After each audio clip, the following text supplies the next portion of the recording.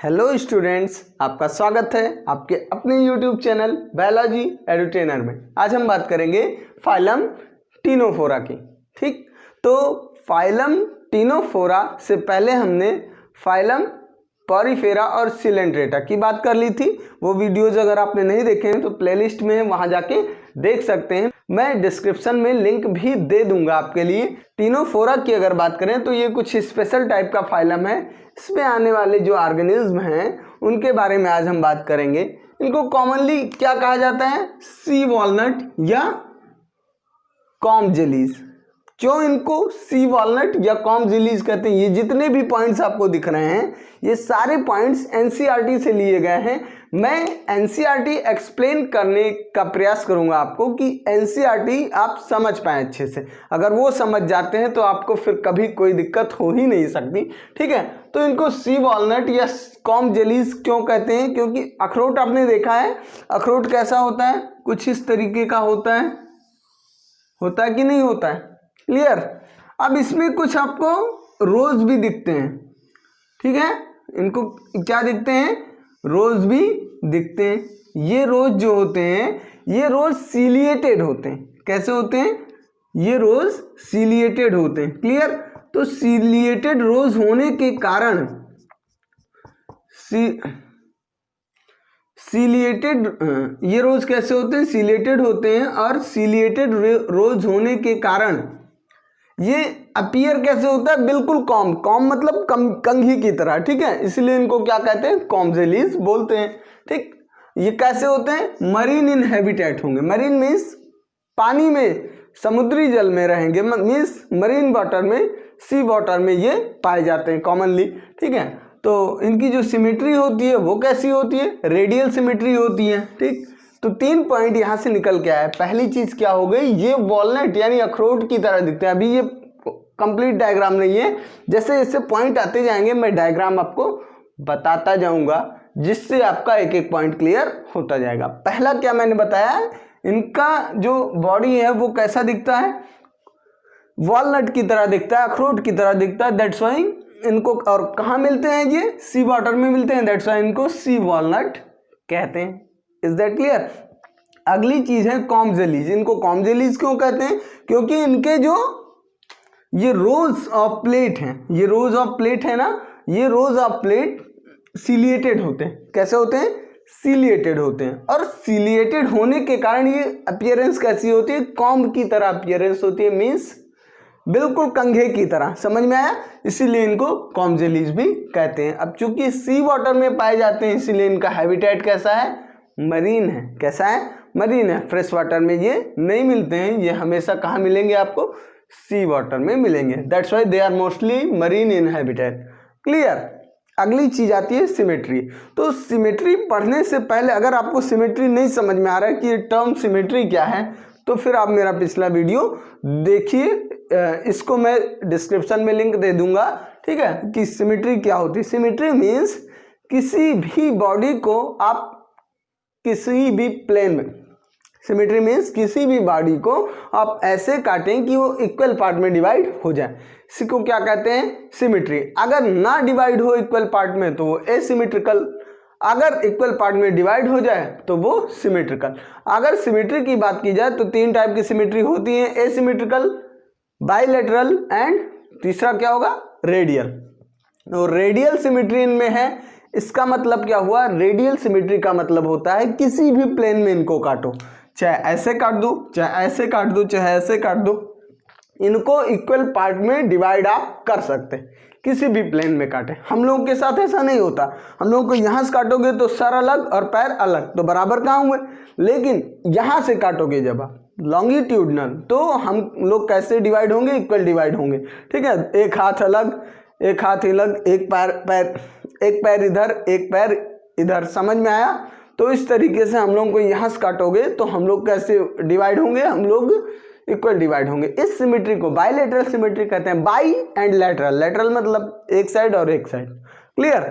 तो इन लोगों में ऐसा नहीं होता, इन लोगों में रेडियल सिमेट्री होती है। इट मीन्स किसी भी प्लेन में इनको काटो ये इक्वल डिवाइड हो जाएंगे। तो ये तीसरा पॉइंट निकल के आ गया। पहला क्या हो गया?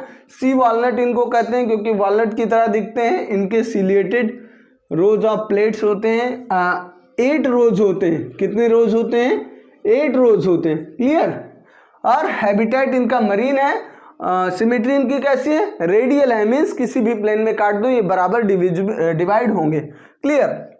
अगली चीज है ये डिप्लोब्लास्टिक एनिमल्स होते हैं। बॉडी में जर्म लेयर्स बनती हैं, ठीक है, ड्यूरिंग द एम्ब्रियोनिक डेवलपमेंट। जब एम्ब्रियोनिक डेवलपमेंट हो रहा होता है हम लोगों का, मतलब जहाँ से हमारी शुरुआत हो, आफ्टर द जाइगोट पीरियड, जब हम डेवलप हो रहे होते हैं, एम्ब्रियोनिक डेवलपमेंट हमारी होती है, तो जर्म लेयर बनती है। तो जब 3 जर्म लेयर होंगी बनेंगी तो हम लोग होंगे ट्रिप्लोब्लास्टिक, और अगर 2 जर्म लेयर होंगी तो हम लोग होंगे डिप्लोब्लास्टिक। क्लियर। तो इनमें during the embryonic development 2 germ layer बनती हैं, दैट्स वाई ये क्या होते हैं? डिप्लोब्लास्टिक होते हैं। एक्टोडर्म एंड एंडोडर्म, मीसोडर्म इनमें नहीं बनता। और तीनों जो जर्म लेयर होती हैं वो अलग अलग चीज़ों के डेवलपमेंट के लिए रिस्पॉन्सिबल होती हैं। इसको भी अगर आप नहीं जानते हैं तो फर्स्ट वीडियो जरूर देखिए। अगर आपको किंगडम एनिमलिया के अलग अलग फाइलम्स पढ़ने हैं अच्छे से तो फर्स्ट वीडियो आप जरूर देखिए, बेसिस ऑफ क्लासिफिकेशन, मैं आपको रिकमेंड करूंगा। ठीक है। तो डिप्लोब्लास्टिक होने के कारण अब एक चीज तो क्लियर हो गई, अगर ये डिप्लोब्लास्टिक है तो इनमें ऑर्गन लेवल का डेवलपमेंट तो होगा नहीं, इनमें टिश्यू या सेल लेवल का डेवलपमेंट होगा। क्यों? क्योंकि इनका जो मान लो 3 जो जर्म लेयर आपकी होती है, एक्टोडर्म, मीसोडर्म और एंडोडर्म। क्लियर। तो ectoderm is responsible for the development of, ectoderm किसके डेवलपमेंट के लिए रिस्पॉन्सिबल होगी? Outer layer of body, outer layer of body, यानी ये हो गई आपकी skin. Clear. Mesoderm is responsible for the development of, mesoderm is responsible for the development of organs. ये हमारे ऑर्गन्स बनाएगी, जैसे कि हार्ट है, लंग है, किडनी है। क्लियर। और तीसरा एंडोडर्म, ये क्या बनाएगी? इनर लाइनिंग्स ऑफ ऑर्गन्स, जैसे कि ब्रेस्ट बॉर्डर है और इनर लाइनिंग जो म्यूकोसल वॉल है। ठीक है। तो ये सारी लाइनिंग्स जो ऑर्गन्स होंगे इनकी इनर लाइनिंग कौन बनाएगी? एंडोडर्म बनाएगी। इतनी चीज क्लियर हो गई। तो अब मान लीजिए इसको हम गायब कर दें, मीसोडर्म, यानी अब 2 ही लेयर बची, एक्टोडर्म एंड एंडोडर्म। अब इसका मतलब क्या हुआ? ऑर्गन लेवल का ऑर्गेनाइजेशन इनमें है ही नहीं। मीन्स जब ऑर्गन लेवल का ऑर्गेनाइजेशन नहीं है तो फिर या तो सेलुलर लेवल का होगा ऑर्गेनाइजेशन बॉडी का, या तो टिश्यू लेवल का होगा। तो इनमें ऑर्गेनाइजेशन कैसा होता है? इनमें ऑर्गेनाइजेशन होता है टिश्यू लेवल का। क्लियर। अब ये सारी चीज़ें अगर आपको बहुत डिटेल में पढ़नी है तो पुराने वीडियो जरूर देखिए, मैं आपको एनसीईआरटी रटा दूंगा, ये मैं आपको गारंटी देता हूँ। क्लियर। अगर आप अच्छे से हमारी सारी वीडियोस किंगडम प्लांटे के, किंगडम एनिमलिया के देखते हैं तो आपको आगे आने वाले किसी कंपटीशन में, चाहे नीट हो चाहे और कंपटीशंस हैं, आपको कोई प्रॉब्लम नहीं होगी। और साथ ही साथ जो बच्चे अभी एकेडमिक्स में हैं, जैसे कि कोई फर्स्ट ईयर में है, कोई 9th में, 9th और फर्स्ट ईयर के लिए तो ये सफिशिएंट कंटेंट होगा। क्लियर। तो अब देखते हैं, यहाँ तक तो बात हो गई। इनके बॉडी में टिश्यू लेवल का ऑर्गेनाइजेशन होता है। क्यों होता है? क्योंकि ये डिप्लोब्लास्टिक होते हैं। क्लियर। ये टर्म्स हैं जिनको आपको पकड़ना है।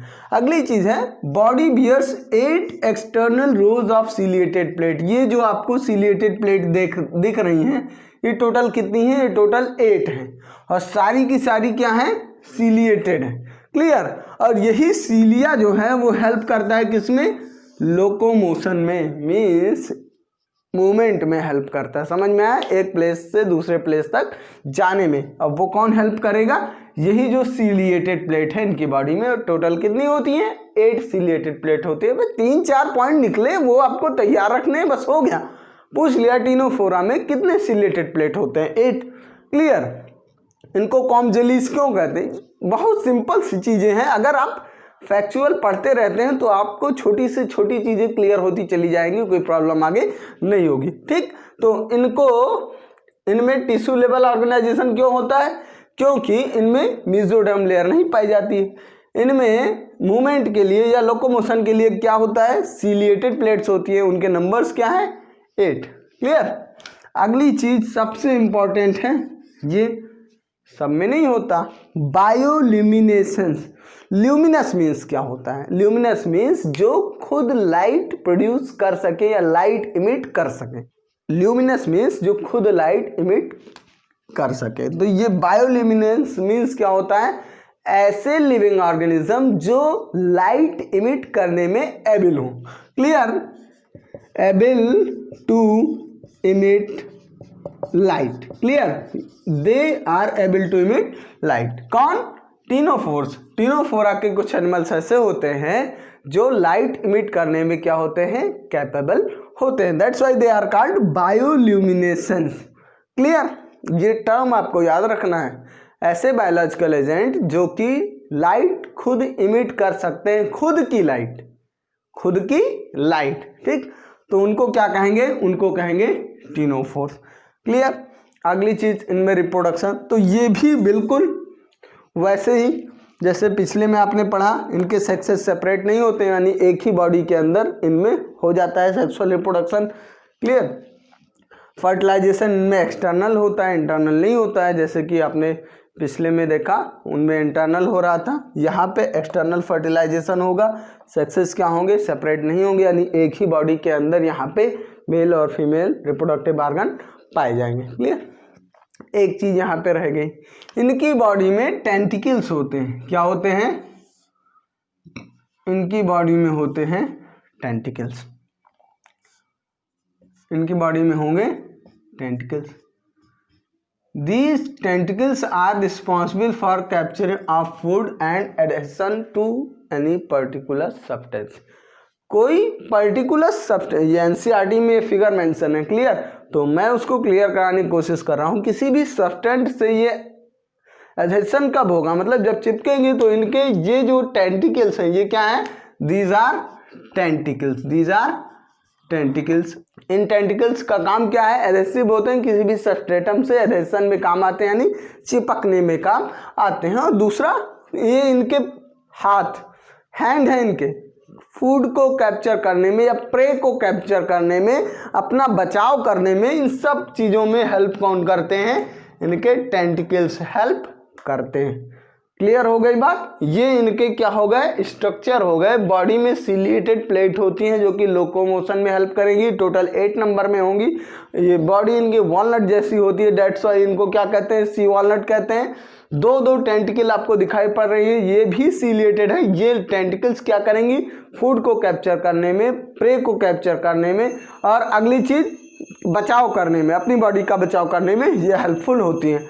तो अब ओवरऑल टीनोफोरा के बारे में सारे पॉइंट्स हो गए। ठीक, तो अब ये वीडियो अगर आपको अच्छा लगा है तो वीडियो को लाइक कर दीजिए, और चैनल को अभी तक सब्सक्राइब नहीं किया है तो सब्सक्राइब भी कर लीजिए। आपका बहुत बहुत धन्यवाद।